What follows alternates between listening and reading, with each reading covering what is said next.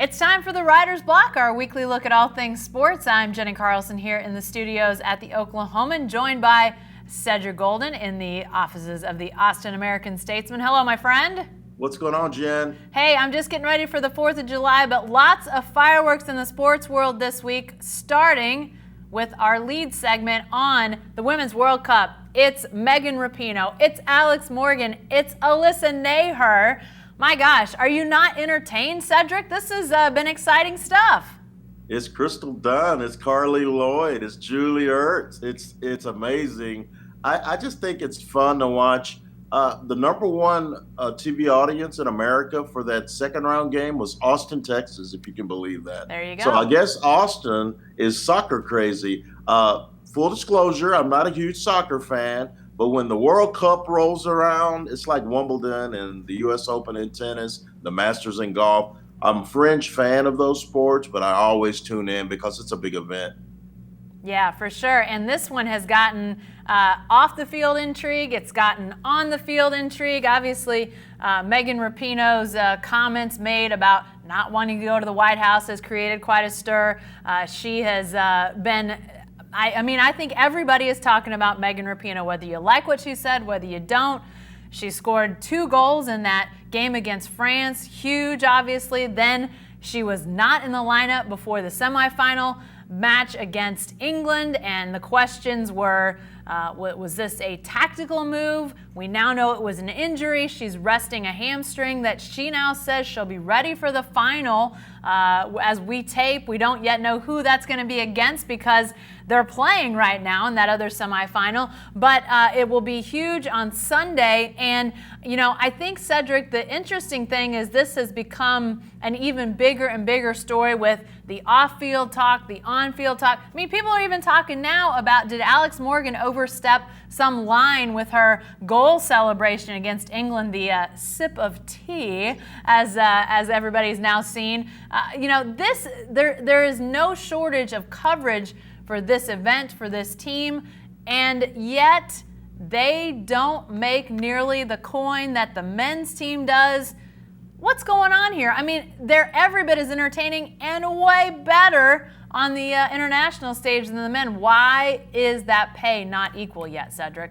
Well, first of all, I've got no problem with a little spot of tea from Alex Morgan on her 30th birthday when she scored the go-ahead goal. So yeah. I have no problem with that spot of tea. They moved the needle, Jen. They're more popular than the guys. Their TV ratings are better. The bet 23 million watched their game against Japan in 2015. 23 million. The most to ever watch a World Cup game in American history.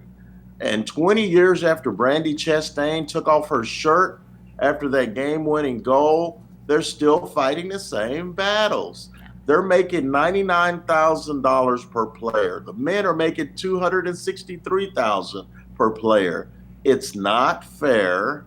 The one thing that we all know that drives the market in sports is personalities, and they've got personalities in spades. Megan Rapinoe said, "I'm not going to the blankety blank White House if we win."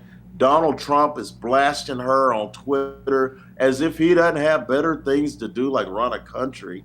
And then Sue Bird claps back, and that's Megan's girlfriend. Sue Bird of WNBA fame claps back with a big, long column on the Players Tribune. So those are the kind of things that make a slow sports month for us, and it's slow for us, Jen. Yeah. Makes it a lot more interesting, gives us something to write about and talk about on our videos. So I think when a team is box office and they're winning and they're moving the envelope, they're pushing it, they're winning, they're getting the TV ratings, they're not getting the fair treatment. They have filed a lawsuit with the United States Soccer Federation alleging that they should get equal pay with the men. The men, men's soccer draws more worldwide, but in America, you're telling me that they shouldn't be getting close to or the same as the men? That's a joke. Yeah. Because they're more popular than the guys. Yeah, and that's where I think that they have it's an absolute travesty. I mean, I think when you're talking about national teams and governing bodies that are under the same umbrella, you got to compensate the same. But when you've got a team of women that said you laid it all out, the attention, the pushing the envelope, moving the needle, we know their names. I mean, if you came in here, put a gun to my head and said, name me a member of the men's national team right now, I think I could do it, but I would fear for my life. Maybe? Clint Dempsey?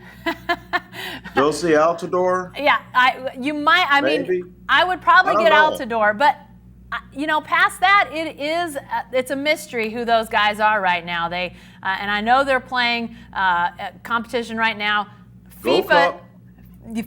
Gold Cup. FIFA did the women no favors, putting some of these other tournament finals at the same time as the women's finals. But the women are going to outdraw. There's not going to be any doubt what American soccer fans are going to be watching on Sunday. They're going to be watching the U.S. women try to win that World Cup again. So going to be great. Going to be fun to watch. It's been fun to watch for the last couple weeks. I'm going to miss it when it's gone, frankly.